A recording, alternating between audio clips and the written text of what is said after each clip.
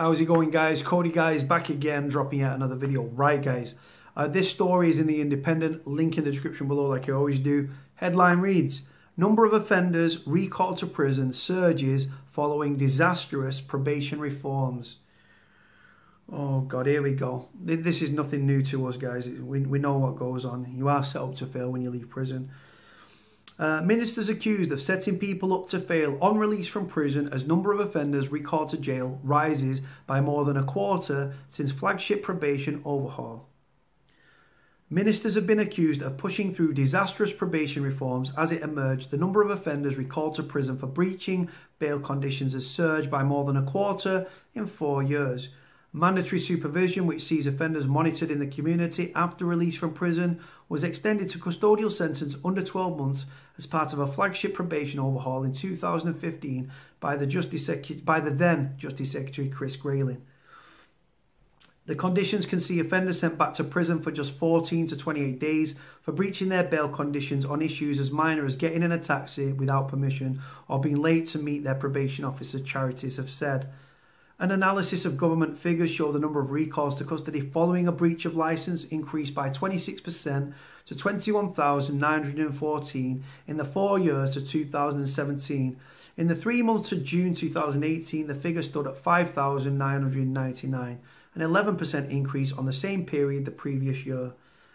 Lato Shadow Justice Secretary Richard Burgin said, the increase underlined how the prison and probation was failing to rehabilitate people after years of unprecedented cuts and privatisation by successive Conservative Justice Secretaries. We now have a situation where far too many are being recalled for technical breaches, which puts needless pressure on our already overcrowded prisons and undermines any progress offenders are making in turning their lives around, he said.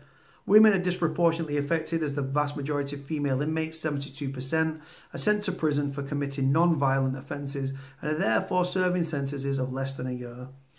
Research by the Prison Reform Trust in December showed recall numbers for women had increased by 131% in the last year compared with 22% for men, with more than 1,700 female offenders sent back to jail in England and Wales in 2017.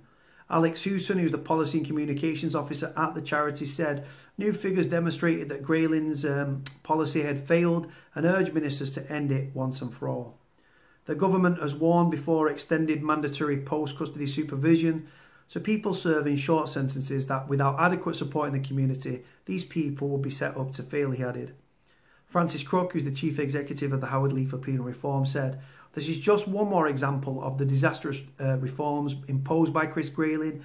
We need legislation urgently to sweep away the recalls framework to bring back safety and justice to prisons and to the individuals.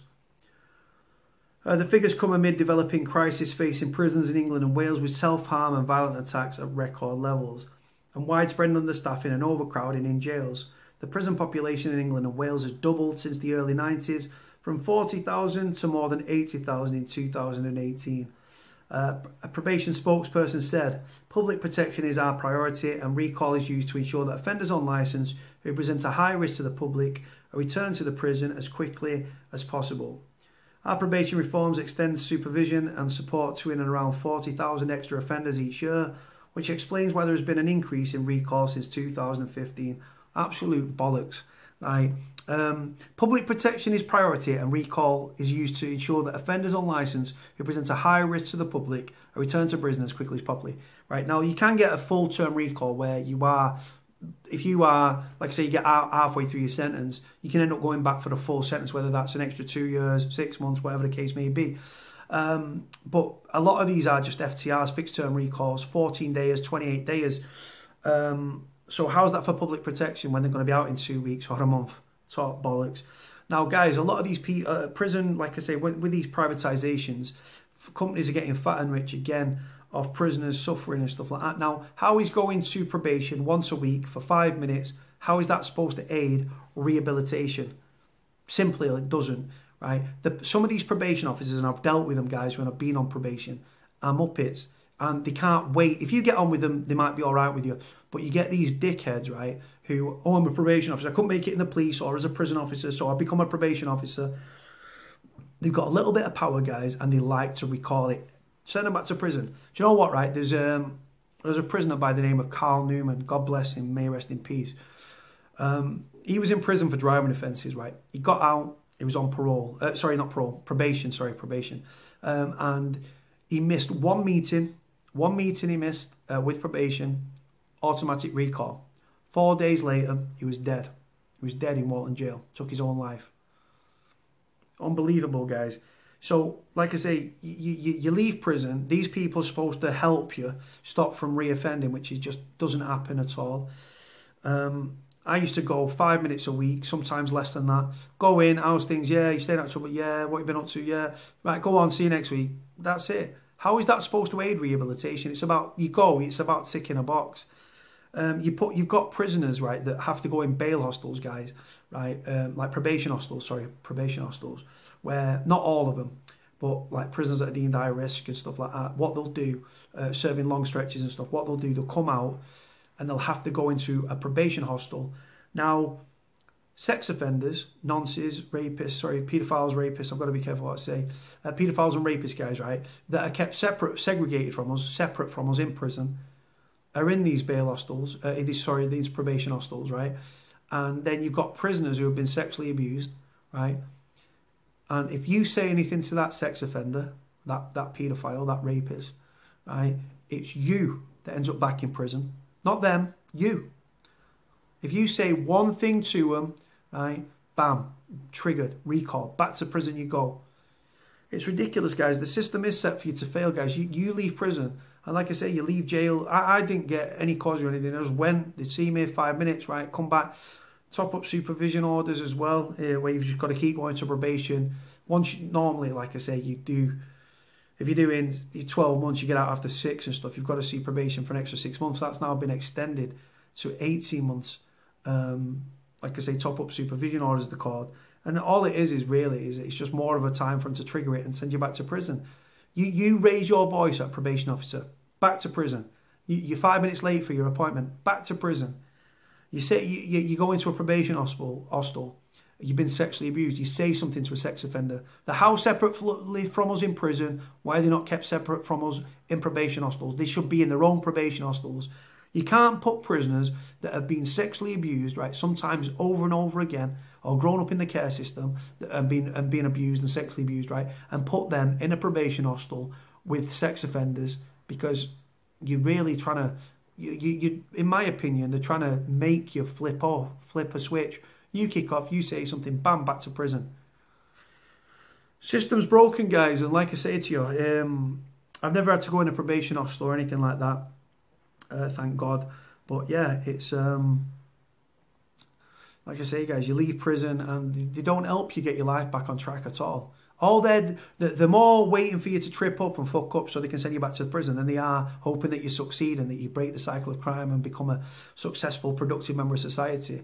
Like I say, the first time I got a probation officer, she was all right. When I went back to prison I had to go for a pre-sentence report at probation. Right, I should have. Right, the thing is, right, I was looking after my mask in Southport at the time, and they said, "Oh, the judge wanted me to wait around," and I was like, "Well, I ain't waiting around because I've got to get back to feed the cat." So they said, "Right, well, we'll make you an appointment." Right, I wish to God I would have just waited an hour or two to sit down with probation there at the court, because I ended up going to the probation service up the road, and he was arseholes, mate. I walked in. And she's trying to, what they do on a pre-sentence report, guys, right? Like I said, I've done them before. They've been all right with me. This one was a dickhead, mate. She's bringing up criminal connections and stuff like that. Well, you knocked around with this gangster, or you knocked around with that person. And I'm thinking, nothing to do with the charge. What you're bringing that up for? You're trying to make me guilty by association. And then I just had a bad attitude with it. Now, like I said, I know that in the back of my mind, my solicitor's like, stay calm, chill out. This probation officer, mate, got my back up. She's trying to tell me about my own life. In an hour, guys, they've got to pigeonhole your whole life, right, to try to put you forward, to make a report for the court on why you commit the crime, what they think they can do to help you, like anger management courses or whatever the case may be. they can work within the community or whatever, right? Now, she wrote me off, right? Said I had a bad attitude and all this sort of stuff. And then at the end of it said, yeah, we think we can work within the community order and anger management. The judge sent me to prison, simply put. But the probation officer was a dickhead, mate, and she was power mad. And like I said, they've got all your police paperwork, they've got all your criminal connections, all police intelligence and stuff like that. If they ask you a question, tell them the truth, because they already know it's there. They've got the evidence there. They work with a police, mate. They're like that. But yeah, she was a Jobsworth, mate. She was very. I've got a bit of power, and she kept like when I talked over her, she didn't like it, but when she talked over me, that was all right then. So then my back got up, and I started raging. If it would have been a bloke, I probably would have smashed his head in. But it was a bird, so I was chilled. I weren't chilled. I was fiery, mate. Walked out of there ready to do somebody in. I was fuming because the thing is, they're there, they've got an hour to pigeonhole you into a report to put before the judge. Your whole life, they know your name, they know what you've been arrested for, they don't know your story and where you've came from, and they don't really care. But guys, yeah, probation is there for you to set up to fail. You don't get any real help after prison, in my opinion, or in my experience. And they're just quick to back to prison, back to prison, back to prison, back to prison.